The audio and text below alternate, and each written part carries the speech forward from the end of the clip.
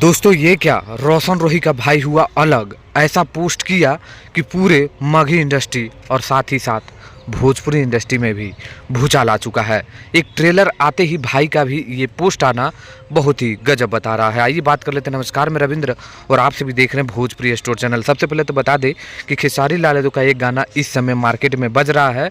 गाने का नाम है उठ लाली पर और ये गाना ग्लोबल म्यूजिक जंक्शन पे आया हुआ था और इस समय यही गाना बज रहा है और तेज़ी से बज रहा है, इसको कोई नहीं रोक सकता है अब।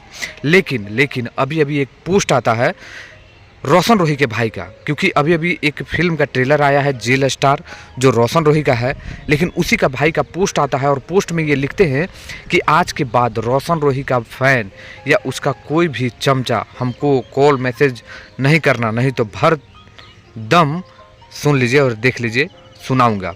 यानी ये पोस्ट आता है जस्ट ट्रेलर रिलीज से कुछ मिनट पहले और ये आशु रोही है जो रोशन रोही के भाई है और हमेशा रोशन रोही के साथ दिखाई देते थे, खेसारी लाल यादव के साथ भी दिखाई देते थे।